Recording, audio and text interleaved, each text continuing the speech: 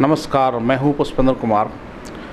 लोकसभा चुनाव के बाद मतगणना की प्रक्रिया शुरू हो चुकी है और भारतीय जनता पार्टी को बढ़त मिली हुई है। मोदी सरकार 300-400 के आसपास, 350-400 के आसपास सर्वे में, पोल में बताया जा रहा है। हमारे साथ हैं भारतीय जनता पार्टी के युवा नेता नीलेश खंडेलवाल। उनसे हम बात करेंगे और जानेंगे उनकी क्या राय है, क्या प्रतिक्रिया है। सर, भारतीय जनता पार्टी को पोल में, सर्वे में बढ़त मिल रही है, क्या कहना चाहेंगे, क्या प्रतिक्रिया है? सबसे पहले सभी लोगों को, आज पूरे इंडिया के लोगों को सभी बधाई सबको। और आज जो देश के अंदर जो माहौल है, जनता खुश है और तीसरी बार निश्चित रूप से मान के चलिए बीजेपी की सरकार बनने जा रही है। और जो एक नारा था, जनता का मन था, विश्वास था, 400 का आंकड़ा निश्चित रूप से तय होने की तैयारी है। और जो आने वाला भविष्य है, मैं तो कहूँगा देश का, निश्चित रूप से आज जो तरक्की का जो एक नारा था, विकास का नारा था, सबका साथ सबका विकास, निश्चित रूप से एक सफल होने जा रहा है। और मोदी जी अब जो तीसरी टर्म आएगी उसके अंदर देश को निश्चित रूप से आज 5 जो अपने वर्ल्ड के देश हैं उसमें जो कहते हैं ना, उनकी जो विकास की बात है उसमें 5वें स्थान पे आने की तैयारी है। सर, भारतीय जनता पार्टी के अलवर से जो प्रत्याशी हैं भूपेंद्र यादव, उनका अगर वो चुनाव जीतते हैं तो कितना राजनीतिक लाभ और विकास की दृष्टि से अलवर को लाभ मिलेगा? क्योंकि दिल्ली और जयपुर दोनों जगह बीजेपी की सरकार है, डबल इंजन की सरकार है। भूपेंद्र यादव बड़े चेहरा माने जाते हैं। आपको लगता है कि उनके सांसद बनने से, मंत्री बनेंगे, अलवर ज़िले का विकास होगा, इसमें कुछ सफलता मिलेगी? निश्चित रूप से मान के चलिए, जिस तरह से लोगों का मन था, अलवर की जनता का भी विश्वास है कि जब बीजेपी की सरकार बनी रही है तो भूपेंद्र यादव जी एक बड़े एक निष्ठावान और एक कहते हैं ना अपने आप में बड़े लीडर हैं। और टॉप यानी मोदी की जो टीम है, टॉप 5 में आते हैं। तो ये अपने अलवर के लिए बहुत एक खुशी की बात है कि इस तरह से नेता, इस तरह के नेता जो हमारे अलवर ज़िले से खड़े हुए हैं। और ये मान के चलिए वो जीतेंगे तो 100% जीत ही गए हैं और उनको बहुत बहुत बधाई देना चाहेंगे एडवांस में ही। और जो अलवर के डेवलपमेंट की बात है, चाहे टूरिज़्म हो, चाहे नेशनल हो, जो कनेक्टिविटी है, निश्चित रूप से मान के चलिए अलवर का विकास भी 4 चांद, जो अभी तक इतने 70 सालों में नहीं हुआ, निश्चित 5 सालों के अंदर बहुत ज़बरदस्त अलवर शहर के अंदर, ज़िले के अंदर बहुत विकास की गंगा बहेगी। सर, अलवर में इस समय सबसे बड़ी समस्या ये है कि अलवर जो NCR में आता है और दिल्ली में प्रदूषण होते ही अलवर की इंडस्ट्रियों को बंद करा दिया जाता है। और भिवाड़ी और अलवर काफ़ी जगह बहुत प्रदूषण भी बहुत ज़्यादा है। तो क्या अलवर को भूपेंद्र यादव बाहर निकलवा पाएंगे NCR से? सबसे पहली मांग तो यही है। देखिए, बिल्कुल आज जनता की मांग भी यही है और भूपेंद्र जी को भी इस चीज़ की जानकारी है।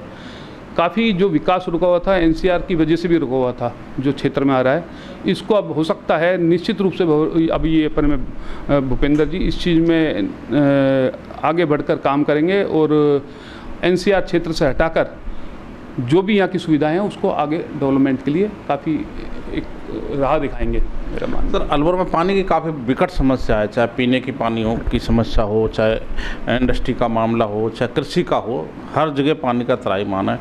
अब ऐसी स्थिति में जो ERCP है, अब भूपेंद्र यादव जी उसको क्या गति दे पाएंगे? क्या समय पर पूरा कर पाएंगे? सभी की सबसे बड़ी मांग पानी है। क्या इस चुनौती को पूरा कर पाएंगे, समस्या का समाधान कर पाएंगे भूपेंद्र यादव? देखिए, अब की सबसे बड़ी बात है कि डबल इंजन की सरकार है, राजस्थान में भी बीजेपी है और सेंट्रल में बीजेपी बनने जा रही है।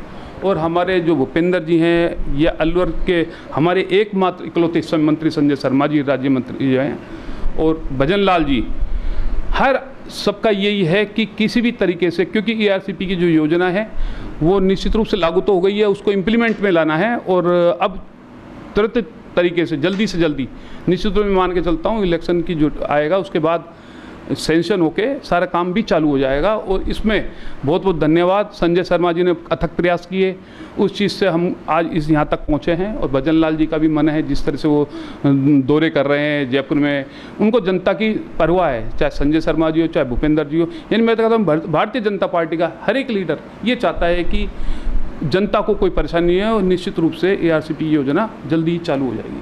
सर, जिस तरह से मुख्यमंत्री भजन लाल जी बार बार कहते हैं कि बिजली और पानी की समस्याओं पर तुरंत समाधान होना चाहिए, कई बार आदेश दे चुके हैं, लेकिन मॉनिटरिंग सही नहीं हो पा रही, अधिकारी उसको प्रॉपर काम नहीं कर रहे हैं। इसी का परिणाम है कि अलवर में पानी की समस्या है और ज़्यादातर शहरों में पानी की विकट स्थिति है। तो गर्मी के मौसम में बिजली पानी की प्रॉपर व्यवस्था समस्या बनी हुई है, तो इसका समाधान नहीं हो पा रहा है। अब लगता है कि सरकार को या भाजपा को ज़्यादा ध्यान देना चाहिए, और अगर भूपेंद्र यादव आते हैं तो इस पर ज़्यादा ढंग से काम हो पाएगा। निश्चित रूप से मान के चलिए, क्योंकि अभी तक इलेक्शन का मोड चल रहा था, पहले विधानसभा हुआ फिर लोकसभा हुआ, तैयारी सारी तैयार है कंप्लीटली। जो काम करना है उन्होंने पहले ही एक प्लान तैयार कर चुके हैं भूपेंद्र जी और संजय शर्मा जी, पूरी टीम ने, भजन लाल जी ने सारी तैयारी कर ली है। निश्चित रूप से अब ये मान के चलिए आपको 10 तारीख के बाद रिजल्ट नज़र आ जाएंगे, जो काम होने हैं वो अच्छे काम होंगे। सर, अलवर लोकसभा क्षेत्र में क्योंकि तिजारा और भैरोड़ा को जिले को अलग कर दिया जाए तो अलवर में इंडस्ट्री का विकास बहुत कम है, MIA बहुत कमज़ोर है, बाकी खेड़ली राजगढ़ में ज़्यादा कोई इंडस्ट्री है नहीं। तो बेरोज़गारी अलवर ज़िले में किस तरह दूर होगी? फिर ये बड़ी समस्या है बेरोज़गारी। नहीं, अभी इंडस्ट्रियल का जैसे अपने राजगढ़ साइड के जोन में, यहाँ पे अपने मालाखेड़ा रोड पर भी एक इंडस्ट्री की जोन बनाया हुआ है। इस तरह से कुछ साइडों में इन्होंने अलग अलग तरीके से एक जोन बनाया इंडस्ट्रियल के, लेकिन वो चीज़ तो है ही, उससे निश्चित रूप से मान के चलो अभी ऐसा नहीं है कि रोजगार नहीं मिलेगा।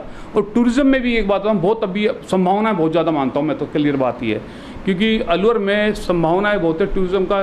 जो आज एरिया है यहाँ पे जो टूरिस्ट पॉइंट है, जो एक वैसे पॉइंट्स हैं वो बहुत हैं, करीब 150-200 हैं। गरबाजी हो गया, सिलीसेड हो गया, या भर्ती जी, इस तरह से नीलकंठ हो गया, तो काफ़ी संभावना है और लोगों को रोजगार उसमें भी बहुत मिलेगा निश्चित। तो सर, मोदी सरकार के आप कौन से ऐसे विकास कार्य गिना सकते हैं राम मंदिर और धारा 370 को छोड़कर, जिससे जनता ने बीजेपी को वोट दिया और तीसरी बार मोदी प्रधानमंत्री बने? आपकी नज़र में से कौन कौन से महत्वपूर्ण काम है?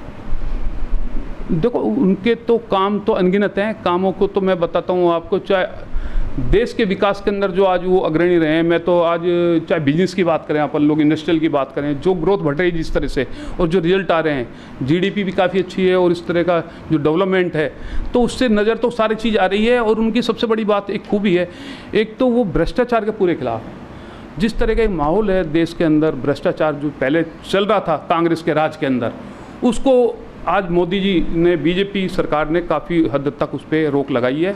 और देश की जो स्थिति अब जो समय कनेक्टिविटी में मान के चलो, जैसे चाहे नितिन गडकरी जी अपने मंत्री रहे हैं, उन्होंने आज जैसे कनेक्टिविटी जो दिल्ली बॉम्बे एक्सप्रेस है और ये चीज़ एक्सप्रेस वे बन रहे हैं, और जिस तरह से आगे बढ़ रहा है, तो डेवलपमेंट तो आप बताओ किसमें फ़र्क आ रहा है? सारी चीज़ें। सर, किसानों की समस्याएं तो हैं, किसानों के आज ना MSP हुई और उनके आंदोलन भी हुए, 750 किसान भी मारे गए।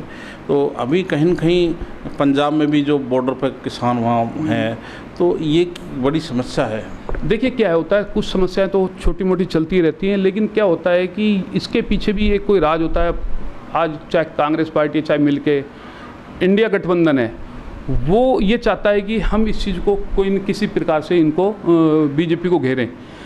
लेकिन जिस तरह का मोदी जी काम कर रहे हैं वो देश हित में कर रहे हैं, कहीं कोई बात नहीं है। जो भी चीज़ होगी वो चीज़ सहज तरीके से निपटाएंगे निश्चित रूप से, कहीं कोई परेशानी की चीज़ नहीं। तो सर, महंगाई बड़ा मुद्दा इस चुनाव में, बेरोजगारी और महंगाई बड़ा मुद्दा रहा है इस चुनाव में, तो महंगाई की कहीं न कहीं कंट्रोल करने की आवश्यकता है। आपको नहीं लगता सरकार को इस पर ध्यान देना चाहिए? क्योंकि इस पिछले 5 चुनाव में सिलेंडर भी महंगा रहा, डीजल पेट्रोल भी महंगे रहे, किसान का खाद भी, बीज भी महंगे रहे, कहीं न कहीं महंगाई का असर तो इस चुनाव में दिखा है। तो इस पर सरकार को आपको लगता है फोकस करना चाहिए? निश्चित रूप से नहीं, कालाबाजारी पे रोक लगाई है। काफ़ी पहले इस तरह का माहौल था कि कुछ लोग उसको, कोई भी जो भी चीज़ थी, जीन्स थे, उस तरह का भर लेते थे, लेकिन दाल हैं, ये हैं, अब काफ़ी हद तक काफ़ी फ़र्क भी किया है और डाउन भी आई है।